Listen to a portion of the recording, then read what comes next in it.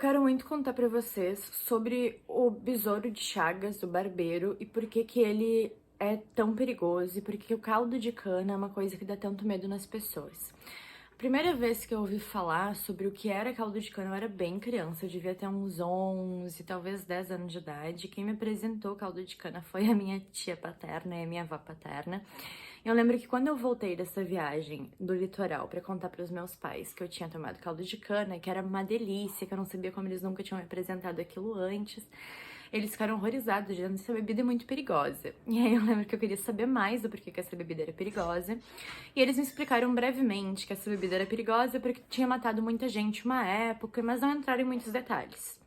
Mas quando eu realmente fui saber quem era o besouro de Chagas, quem era o barbeiro, foi quando eu tava vendo o Gugu no SBT, na casa da minha avó paterna também. E eu fiquei obcecada por esse besouro.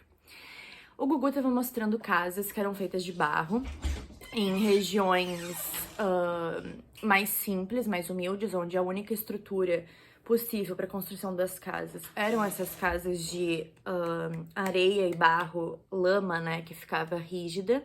E era uma entrevista muito linda, porque... Ai, pelo amor de Deus, tá, vamos lá. Desculpa, os barulhos me distraem. E era uma entrevista muito linda, porque ele mostrava a casa das pessoas, mostrava como era feita aquelas casas de barro. Era um lugar assim, gente, que não tinha nada, só tinha matagal e casa de barro. E essas casas de barro, elas têm uma questão que atrai ainda mais o besouro, porque quando tu constrói a casa de barro, ela não é totalmente nivelada como um cimento, como uma argamassa. Então, na estrutura, tu consegue encontrar várias pequenas bolhas de ar, vários pequenos furinhos, onde o besourinho ama dormir. E o que que acontecia? Quando as pessoas iam dormir, o besouro saía do buraco e ele ia brincar ali, né? Ele ia conhecer o corpo das pessoas e tal. Então, tu imagina que tu tava dormindo, o besouro vinha, o barbeiro vinha, deitava em ti, e quando ele te pica, ele libera uma toxina, enfim, não sei, que desperta coceira. Então a pessoa, ela batia no besouro e ela coçava. E aquilo fazia com que o besouro de Chagas, o besouro barbeiro que tivesse infectado, transmitisse Chagas para o ser humano. O besouro normal, ele não vai te transmitir nada, mas o besouro infectado, ele tá infectado pela Trypanosoma cruzi. E a Trypanosoma cruzi é uma bactéria que pro ser humano é letal. Claro, deve existir tratamento hoje em dia, eu não fui fazer uma pesquisa muito profunda para contar para vocês, mas daqui a pouco nós vamos verificar alguns dados sobre. E onde entra o caldo de cana nesse babado?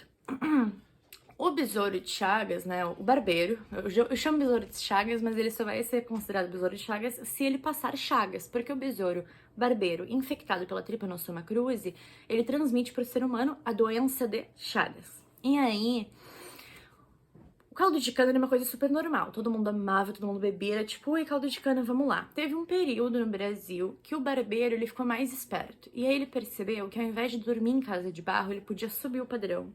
E ele começou a querer morar nas canas, porque eu não sei se vocês já viram o que é uma cana, mas a cana é uma espécie de bambu oco. Então, o barbeiro, ele percebeu que as canas eram limpinhas, eram ocas, eram quentinhas, eram protegidas, que ali podia chover, podia cair o mundo que ele ia estar confortável.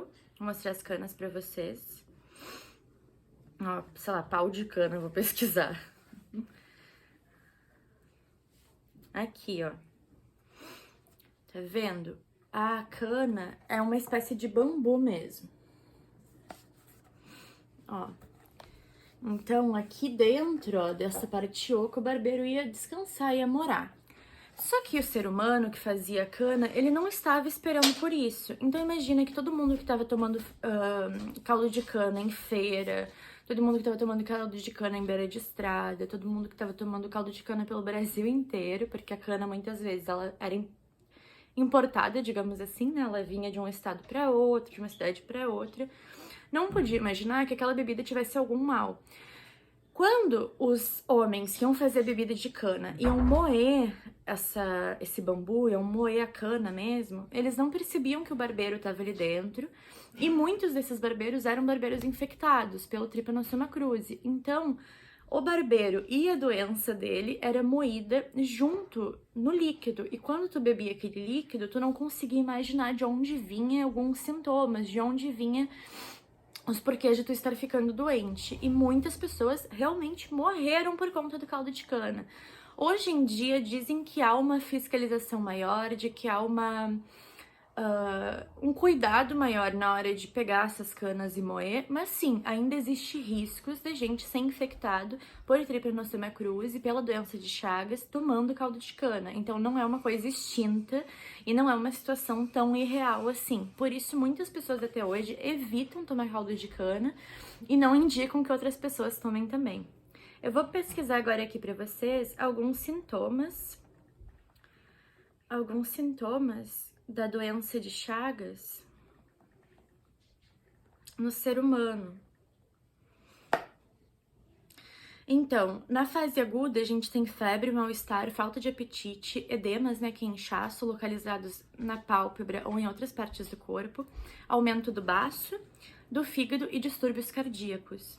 E em crianças pode se agravar muito rápido e levar à morte. Então, se vocês sentirem algum desses sintomas e gostarem muito de tomar caldo de cana, tenha cuidado, busque seu médico. Eu amo barbeiro, eu amo a doença de Chagas. Eu poderia falar horas e horas dela aqui, mas eu vou pesquisar ainda mais para trazer ainda mais informações relevantes sobre esse tema para vocês. E junto de Chernobyl e de Titanic, é um dos meus maiores hiperfocos.